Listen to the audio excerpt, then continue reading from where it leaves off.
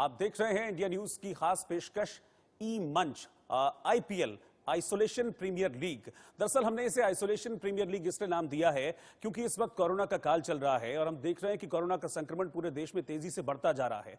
तो इस दौरान अब सरकार के किस तरह से प्रयास रहे हैं और आगे कोरोना से निपटने में सरकार के कैसे प्रयास रहेंगे, इस पर हम देश के अलग अलग मंत्रियों से बातचीत करेंगे। और साथ ही इस दौरान हमारे साथ देश के बड़े कारोबारी भी जुड़ेंगे। किस तरीके से कोरोना के इस काल में सरकार का हाथ बटाने के लिए या फिर सामाजिक स्तर पर ये कारोबारी सहयोग कर रहे हैं, इस पर भी हम चर्चा करेंगे। तो आज हमारे इस ई मंच के हमारे पहले मेहमान हैं श्री महेश गुप्ता, जो कि देश के बड़े कारोबारी हैं और कैंट आरओ के सीएमडी हैं। महेश गुप्ता जी, स्वागत है आपका इंडिया न्यूज में। नमस्कार जी। नमस्कार महेश जी, सबसे पहले तो मैं यही आपसे जानना चाहूंगा, क्योंकि देखिए आप देश के बड़े कारोबारी हैं और एक बड़ा बिजनेस आप चलाते हैं, तो ये तो जाहिर सी बात है कि वक्त बहुत कम मिल पाता होगा अपने लिए, परिवार के लिए। लेकिन इस वक्त अब सब लॉकडाउन है और सब अपने अपने घरों में हैं। तो इस लॉकडाउन के दौरान कैसा आपका एक्सपीरियंस घर में रहा? सबसे पहले तो ये जानना चाहूंगा कि ये जो वक्त अभी तक गुजर रहा है आपका, घर में कैसे गुजर रहा है? बहुत अच्छा गुजर रहा है। मैं कहूंगा तब शुरू हुआ था तब थोड़ा सा अजीब सा लग रहा था। हम लोग बिजी रहते थे अपने बिजनेस के अंदर और घर पे बहुत कम समय दे पाते थे। बिल्कुल। तो जैसे ही शुरू हुआ तब थोड़ी सी एक मन के अंदर थी बेचैनी कि कैसे हम लोग इसको निभा पाएंगे। बट जैसे जैसे ये समय बढ़ता गया और अच्छा लगता गया कि ऐसा समय, खाली समय हमको मिला नहीं कभी। और जब इस समय में हम लोग विचार करते हैं तो बहुत नए नए एक ख्यालात हम लोगों को आते हैं और कैसे हम अपना बिजनेस अच्छा कर सकते हैं, कैसे फैमिली लाइफ अच्छी कर सकते हैं, कैसे फैमिली के साथ ज्यादा टाइम स्पेंड कर सकते हैं। तो मैं कहूंगा कि बहुत अच्छा रहा उस हिसाब से। अच्छा महेश जी, मैं एक चीज आपसे ये भी जानना चाहूंगा, क्योंकि देखिए आप एक बड़ा बिजनेस चलाते हैं और सामाजिक कार्यों में भी आप लगातार, आपका जो सहयोग है वो बना रहता है, ये भी हम लगातार देखते रहे हैं। और ये कोरोना काल है, ऐसे में सबसे ज्यादा जरूरत है कि सामाजिक हेल्प हो, क्योंकि देश में एक तबका ऐसा भी है जिनको ठीक से खाना पीना नहीं मिल पा रहा है। उनके लिए भी आपकी मदद की चर्चा कई बार हुई है। तो किस तरीके से आप कोरोना के इस काल में ऐसे लोगों की मदद कर रहे हैं? सरकार की मदद के लिए आपकी ओर से हाथ आगे बढ़ाए गए? देखिए, हम लोगों ने हेल्प किया अपनी एनजीओ के थ्रू, आर्ट ऑफ लिविंग के थ्रू। बहुत लोगों को एक राशन बांटा, सूखा राशन बांटा गया और उसमें मैंने भी हाथ बढ़ाया इसके लिए, सेवा भी करी और बाकी काम किया। फिर नोएडा क्षेत्र के अंदर हमने नोएडा अथॉरिटी के साथ मिलके लोगों को भोजन, जो अनस्किल्ड लेबर थी, उनको बार बार भोजन बांटा गया और अभी तक वो काम चालू है हमारा। जिसे आपने अभी आर्ट ऑफ लिविंग का जिक्र किया, तो श्री श्री के साथ किस तरह से जुड़ा हुआ आपका? मैंने 1996 में एक प्रोग्राम किया था गुरुजी के साथ में और उसके बाद से उनसे जुड़ा चालू है। बहुत अच्छा लगता है उनके साथ काम करके। तो अब जो आपका और श्री श्री का जो गठजोड़ है और हार्ट टू हार्ट के जरिए आप लोगों की मदद कर रहे हैं, थोड़ा सा डिटेल में उसके बारे में बताइए कि मतलब किस तरह से आप लोगों को पॉइंट आउट करते हैं, फिर कैसे मदद करते हैं, कितने लोगों तक मदद अभी तक आप पहुंचा चुके हैं, आपकी जो एनजीओ है वो? देखिए, एनजीओ ने बहुत ज्यादा मदद पहुंचाई है अनऑर्गेनाइज्ड लेबर को खाना पहुंचाने में। बहुत, हर शहर के अंदर, इंडिया के हर शहर के अंदर ये चीज पहुंचाई गई है। खाली इंडिया में नहीं, विदेशों में भी हर देश के अंदर ये हेल्प कर रही है, क्योंकि हमारी संस्था 159 देशों के अंदर है और ये महामारी हर जगह पे आई है। तो हर देश के अंदर इसकी हेल्प की जाएगी। इंडिया में खास करके इसको काम किया गया है। फिर सबसे बड़ी दूसरी प्रॉब्लम होती है कि एक मन की जो स्थिति होती है वो एक बहुत डर वाली स्थिति पैदा हो जाती है। तो इस डर की स्थिति को पूरा करने के लिए गुरुदेव श्री श्री रविशंकर जी हर रोज 2 बार मेडिटेशन करा रहे हैं। 12 बजे भी करा रहे हैं और शाम को 7:30 बजे भी करा रहे हैं और बहुत लोगों से इंटरेक्ट कर रहे हैं, ताकि जो एक सवाल आम आदमी के मन में है उसका एक आंसर, पॉजिटिव थॉट उन लोगों को मिल रही है और एक थोड़ा सुकून लोगों को मिल रहा है इस चीज से। अच्छा, ये मैं आपसे जानना चाहूंगा, किस तरह की आप मदद लोगों को कर रहे हैं? क्या खाने पीने के जो सामान है वो उपलब्ध करा रहे हैं, या फिर क्योंकि अभी ये भी देखा जा रहा है कि कुछ पीपी किट्स वगैरह की कमी है, तो इसको लेकर भी कई लोग हाथ आगे बढ़ा रहे हैं। जो मेडिकल जो इक्विपमेंट्स हैं, हमारे कोरोना वॉरियर्स हैं, उन तक लोग पहुंचा रहे हैं। क्या आपकी तरफ से भी इस तरह के कोई प्रयास किए गए? हम लोगों ने भोजन के ऊपर ज्यादा ध्यान दिया, क्योंकि हमने देखा कि बहुत सारी अनऑर्गेनाइज्ड लेबर है जिसको भोजन की तकलीफ है। क्योंकि एक सबसे बड़ी जो जरूरत थी वो इस चीज की थी, इसके ऊपर ज्यादा काम किया। पीपी किट के ऊपर बहुत थोड़ा काम हुआ होगा, मैं कह रहा हूँ, संस्था की तरफ से नहीं हुआ, इंडिविजुअल लेवल पे लोगों ने काम किया उसके ऊपर।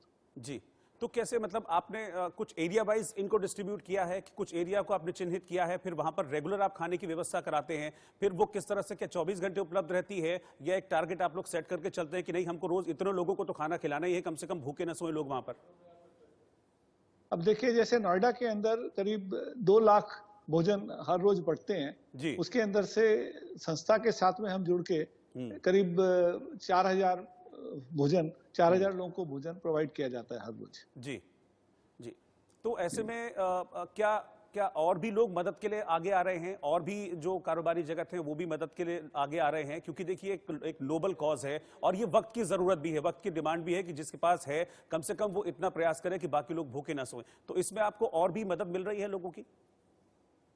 ना, बिल्कुल बहुत मदद मिल रही है इसमें। खाली हम ही नहीं, सारे समाज के अलग अलग तबके के लोग जुड़ रहे हैं इसके अंदर से।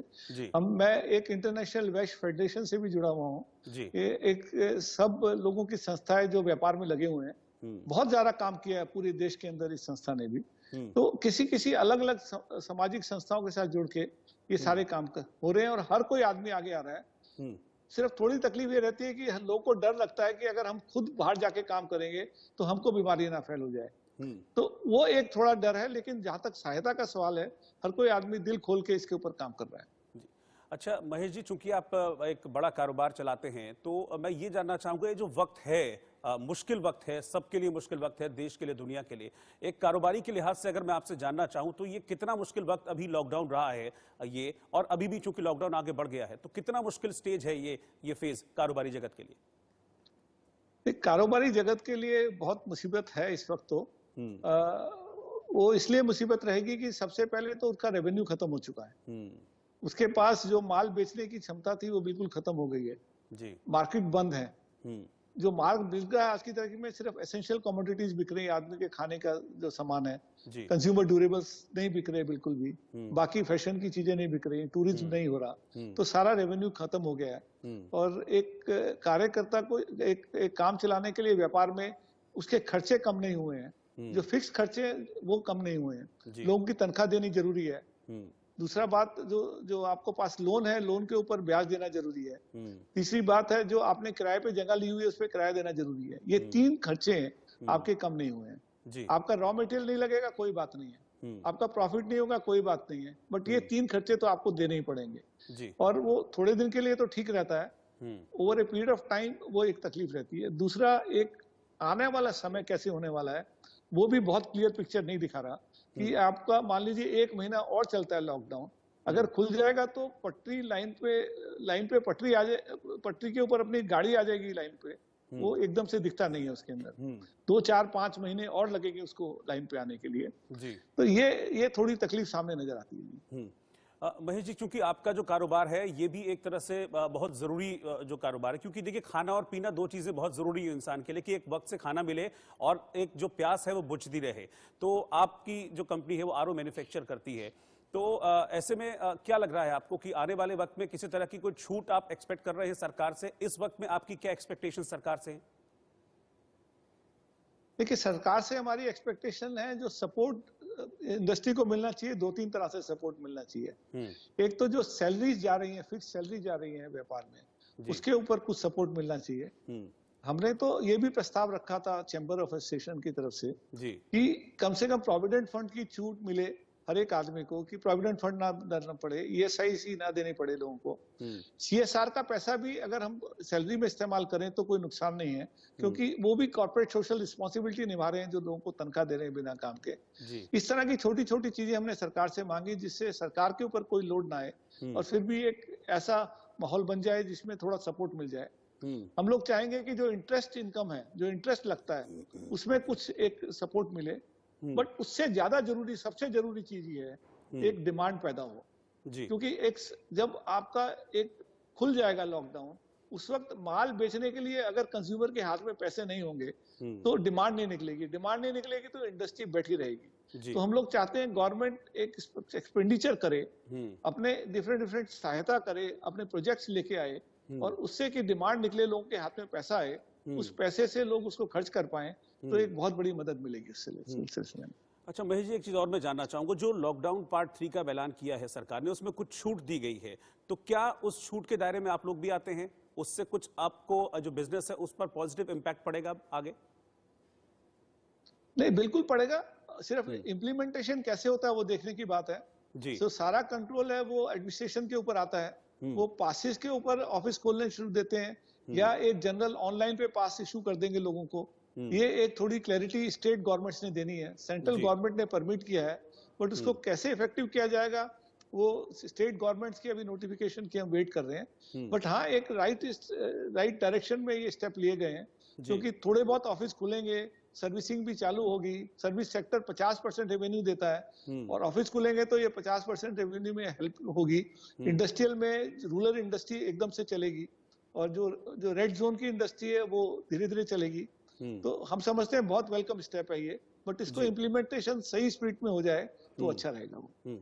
लेकिन उसी के साथ सरकार ने अब ये भी कहा है कि जिन इलाकों में छूट भी मिलेगी उसमें सेफ्टी मेजर्स जो हर कंपनी है उसको प्रॉपर जो सेफ्टी मेजर्स हैं, नियम हैं, उनको फॉलो करना पड़ेगा। फिर जो एम्प्लॉयज आएंगे, चाहे वो प्रोडक्शन यूनिट में हो चाहे वो ऑफिशियल यूनिट में हो, एक तो एम्प्लॉयज को कट शॉर्ट करना पड़ेगा, आपको ड्यूटीज को डिवाइड करना पड़ेगा, और दूसरा उनको मेडिकली पूरी तरह से ध्यान उनका रखना पड़ेगा। तो इस चीज के लिए आप और आपकी कंपनी कितना तैयार है?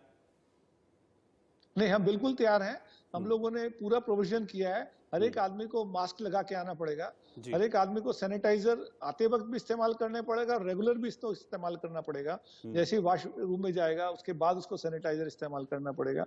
हमने अपने असेंबली में लेआउट में ये प्लानिंग करी है कि 2-2 मीटर का डिस्टेंस, गवर्नमेंट ने तो 6 गज की दूरी बोली है, हमने 2 मीटर की डिस्टेंस की प्लानिंग करी है। उससे भी ज्यादा दूरी को प्लान करके लोगों को बिठाने का सिस्टम बनाया हुआ है।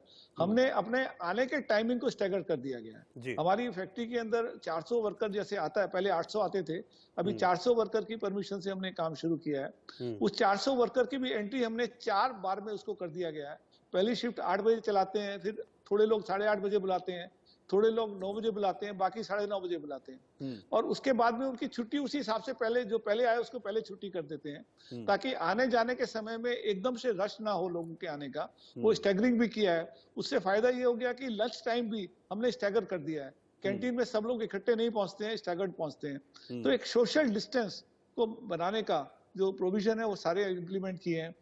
सारे वर्कर को रेगुलर ट्रेनिंग दे रहे हैं, भाई आपको खाली हमारी फैक्ट्री में नहीं, घर जाके भी डिस्टेंस मेंटेन करें, क्योंकि आप हमारे यहाँ ना बीमार हो लेकिन घर जाके कोई बीमारी ले आए आप, तो वो भी हमको तकलीफ कर सकती है बाद में। तो वो रेगुलर ट्रेनिंग हम लोग दे रहे हैं वर्कर्स को। तो ये सारा प्रोविजन करेंगे तो जो गवर्नमेंट का नॉर्म है, डिस्टेंसिंग करना, उनको प्रॉपर हाइजीन में रखना, ये सारा काम हम लोग कर रहे हैं। अच्छा महेश जी, अभी 1-2 दिन पहले एक रिपोर्ट आई थी, मैं उस रिपोर्ट को पढ़ रहा था और उसमें लिखा हुआ था कि जो उद्योगों की वृद्धि दर है, जो ग्रोथ रेट है, वो माइनस में चला गया है अब। यानी कि इस लॉकडाउन का, इस कोरोना की वजह से इतना नुकसान कारोबारी जगत को हुआ है। तो आपको क्या लगता है कि इसको कोप अप कर पाने में कितना वक्त लगेगा? क्योंकि ऐसा तो शायद पहले कभी भी नहीं हुआ होगा कि माइनस में चला गया हो ग्रोथ रेट। नहीं, देखिए, ऑब्वियसली अगर आपका 40 दिन लॉकडाउन हुआ, कोई एक्टिविटी नहीं हुई है, खास करके एक्सेप्ट कंज्यूमर गुड्स के अंदर से, तो वो तो नीचे माइनस जाएगा ही जाएगा। और दूसरा ये भी हम समझ सकते हैं कि आने वाले समय में और थोड़ा डाउन जाएगा, क्योंकि अभी हमारे पास वैक्सीन नहीं है, इसका परमानेंट इलाज नहीं है। सोशल डिस्टेंसिंग सिर्फ आपकी डिसीज को डिले कर रही है कि हर एक आदमी को छूत की बीमारी नहीं हो रही है, लेकिन खत्म नहीं हो रही है। तो उसकी वजह से सोशल डिस्टेंसिंग जब हम 5-6 महीने तक उसको चलाएंगे तो सेल तो थोड़ी कम होगी, क्योंकि पब्लिक प्लेसेस में काम नहीं होगा, टूरिज्म नहीं आएगा, होटल इंडस्ट्री नहीं चलेगी, आपकी जो वेडिंग्स है, जहाँ इंडिया में वेडिंग में सबसे ज्यादा इकोनॉमी चलती है, वो नहीं चलेगी आपकी। तो ये साल तो थोड़ा खराब जाएगा सर। अच्छा महेश जी, जैसा कि हम बात कर रहे थे, जो आप सामाजिक काम कर रहे हैं लगातार, लोगों के खाने पीने का इंतजाम कर रहे हैं इस कोरोना काल में, ऐसे लोग जिनके पास 2 वक्त की रोटी का फिलहाल इंतजाम नहीं है, तो क्या अपनी इस मदद के दायरे को आप लगातार मतलब एनलार्ज कर रहे हैं, बढ़ाने की कोशिश कर रहे हैं, ताकि जो हेल्प है वो ज्यादा से ज्यादा लोगों तक पहुंचे? नहीं, मैंने जैसे आपको कहा, बिल्कुल हम ज्यादा और बढ़ाना चाहते हैं और लोगों भी मदद करने आना चाहते हैं। सबसे बड़ी तकलीफ इसमें एक एक्शन कैसे प्लान किया जाए उसके ऊपर आ रही है, क्योंकि हम सब लोग लॉकडाउन में खड़े हैं, लोग पहले ही इतने दिन मेहनत करके थोड़े से थक गए हैं, फाइनेंशियली हेल्प करना चाहते हैं, बट फिजिकली हेल्प करने में थोड़ी तकलीफ हो रही है। जितना एंथुसियाज्म शुरू में था, मैं समझता हूँ आज की तारीख में थोड़ा एंथुसियाज्म कम हो गया। लेकिन उसका दूसरा रीजन ये भी है कि लेबर भी धीरे धीरे मूव कर चुकी है अपनी जगह पे, सरकार उनको और अपने गांवों में पहुंचाने की कोशिश कर रही है। तो वो इस हिसाब से थोड़ा सा एक स्लो डाउन हुआ है उस हेल्थ के अंदर। अच्छा, अभी एक रिपोर्ट और आई थी कारोबारी जगत की, मैं रिपोर्ट पढ़ रहा था जिसमें ऑटोमोबाइल सेक्टर की भी बात की गई थी कि ऑटोमोबाइल सेक्टर जो है वो अप्रैल में ऐसा पहली बार इतिहास में हुआ कि उनकी एक भी गाड़ी ऑटोमोबाइल सेक्टर की नहीं बिकी है। तो टोटल जो बिजनेस है, टोटल जो कारोबारी जगत है, उनको अभी तक एक बड़ा नुकसान हुआ है। तो अब ऐसे में किसी तरह के कोई राहत पैकेज की आप लोग उम्मीद कर रहे हैं कि सरकार की तरफ से कोई राहत पैकेज मिले, ताकि कम से कम इकोनॉमी में जो स्लो डाउन आया है जिसकी वजह से बिजनेस स्लो डाउन हुए, उसमें बूस्ट अप मिले, एक बूस्टर कम से कम उसको मिल जाए? बिल्कुल आप सही कह रहे हैं। इंडस्ट्रीज ने अपने रिप्रेजेंटेशन दिए हैं सरकार को, जिसके अंदर अराउंड 20 लाख करोड़ तक की डिमांड करी गई है जी। जो कि जीडीपी का अराउंड 6-7% के करीब जीडीपी का एक इन्वेस्टमेंट निकलेगा जी। और अब देखना है कि सरकार उसको कैसे दे पाती है। सरकार की भी एक बहुत बड़ी विडंबना है, उसका भी रेवेन्यू कम हो गया है, वो फिस्कल डेफिसिट कितना बढ़ा सकते हैं वो देखने वाली बात है। और ये एक बड़ा फाइन बैलेंस है जो सरकार को करना पड़ेगा। फिस्कल डेफिसिट ज्यादा बढ़ा के उनको लगता है कि हमारा इन्फ्लेशन बढ़ जाएगा, जो कि विद इन कंट्रोल है। हमारी रेटिंग, देश की रेटिंग अगर कम होती है तो फॉरेन इन्वेस्टर इसमें नहीं आएगा। अभी BBB की रेटिंग है, इसके बाद तो जंग की रेटिंग हो जाती है। तो हम लोग बहुत अच्छी पोजीशन पे भी नहीं बैठे हैं कि बहुत ज्यादा फिस्कल डेफिसिट दे पाए। तो एक जो आपदा आई है वो खाली सरकार के और हमारे ऊपर नहीं आई है, पूरे सिस्टम पे आई है, और खाली हमारे देश में नहीं आई है, पूरे विश्व में ये आपदा आई है। तो इसको तो अपना खर्चा कम करके, अपनी सीमित में रह के अपना सिस्टम को चलाना पड़ेगा थोड़ा। अगर मैं स्पेसिफिक होके बात करूं सर, मैं सिर्फ स्पेसिफिक होके आरओ इंडस्ट्री की अगर मैं बात करूं तो आरओ इंडस्ट्री की क्या एक्सपेक्टेशंस हैं? नहीं, हमको तो अपनी जिम्मेदारी समझते हैं, हम इंडस्ट्री में इसलिए हैं कि हमें खाली प्रॉफिट कमाने का नहीं देखते, लोगों को शुद्ध पानी मिलना चाहिए। शुद्ध पानी मिलेगा तो बीमारियां नहीं होंगी, और ऐसे केस में जब इम्यून सिस्टम खराब हो जाता है बीमारियों से तो उसको और ज्यादा स्वच्छता का ध्यान रखना पड़ता है। तो हमको तो लोगों का और रिक्वायरमेंट को मीट करना है, वो एक बात है। दूसरा, हमारी सप्लाई चेन पूरी टूट चुकी है इस वक्त। कोई सामान कहीं से आता है, कोई सामान कहीं से आता है। अब वो हमने इंडस्ट्री भी चालू करी, लेकिन अभी वो एक एक कंपोनेंट नहीं मिल रहे हैं क्योंकि सारी इंडस्ट्री खुल नहीं पाई है। हमारी तो सबसे पहली डिमांड रहेगी कि मैन्युफैक्चरिंग के लिए सारा चेन खोला जाए ताकि कंपोनेंट मिलना शुरू हो, प्रोडक्ट बने। दूसरा, बाजार खुले तो लोगों तक ये प्रोडक्ट जाए। और हमारी दूसरी सबसे बड़ी जो डिमांड है, जो अभी तक पूरी नहीं हो पाई है, ये 40 दिन के अंदर बहुत सारे सिस्टम्स खराब हुए हैं कस्टमर के घर में, और उनको पानी शुद्ध नहीं मिल पा रहा, और वो बहुत ज्यादा तकलीफ में है। और हमको फोन करते हैं, साहब हमारा प्यूरीफायर को ठीक कराओ, लेकिन हम उसके प्यूरीफायर ठीक करा नहीं पा रहे हैं क्योंकि पूरी परमिशन नहीं मिली ऑल ओवर इंडिया कि इसको एक एसेंशियल सर्विस नहीं माना गया है। तो वो जल्दी से जल्दी हमको परमिशन मिले ताकि हम पूरे देश के अंदर वाटर प्यूरीफायर की सर्विस करके जिनके पास प्यूरीफायर है उनको शुद्ध पानी मुहैया करा सकें।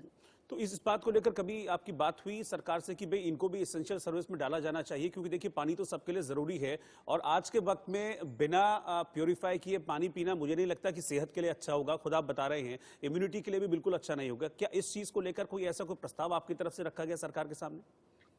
या हमने बहुत बार ये प्रस्ताव सरकार की तरफ रखा, मिनिस्ट्री ऑफ होम अफेयर्स में भी हमने रखा, बट हमको लगता है उनकी विडंबना ये थी कि लॉकडाउन है, सर्विसिंग जो होती है वो उनके कस्टमर के घर में जाके हम लोग करते हैं, और सरकार नहीं चाह रही थी कि कोई कस्टमर के घर में जाए इस वक्त, क्योंकि सब लोग एक सेपरेटेड हैं, और अगर कोई नया आदमी जाएगा घर पे वो कहीं इन्फेक्शन लेके ना अंदर पहुंच जाए, तो उसको देखते हुए सरकार ने नई प्रोविजन किया।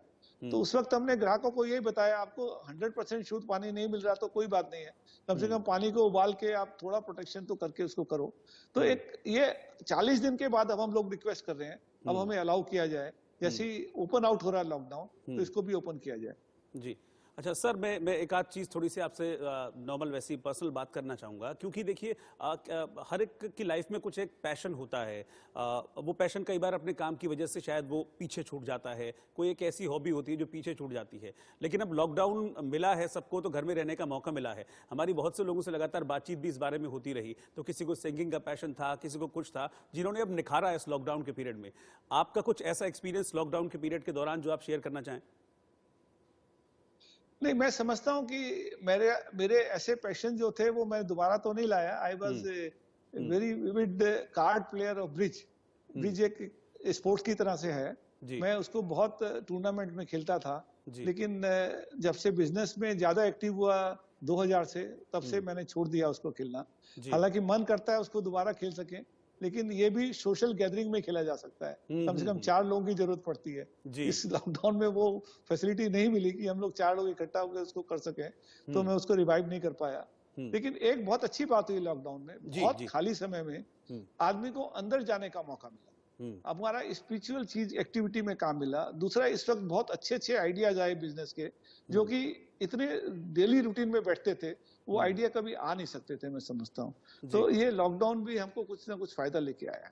जी। अच्छा, आपने स्पिरिचुअल कनेक्शन की बात की और आप श्री श्री से भी जुड़े हुए हैं, तो श्री श्री से जुड़ाव किस तरीके से हुआ? आपको कब लगा कि नहीं, मतलब मुझे एक जुड़ाव करना चाहिए, और क्या उसके बाद जो चेंज है वो आपने फील किया?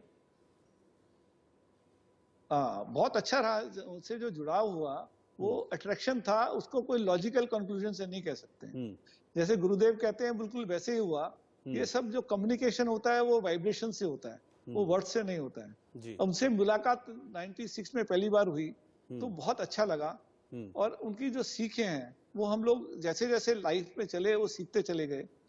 लाइफ में प्रेजेंट मोमेंट में कैसे रहना है, कैसे आपको खुश रहना है, किसी भी कीमत पे आप कैसे खुश रह सकते हैं, एक खराब एनवायरनमेंट में भी आप कैसे खुश रह सकते हैं, वो उनकी प्रैक्टिसेस और उनकी सीख से आप समझ सकते हैं। बल्कि मैं यहाँ पे आपसे पर्सनल चीज शेयर करना चाहूंगा। जी जी बिल्कुल। मैं ये वाटर प्यूरिफायर के बिजनेस में नहीं था।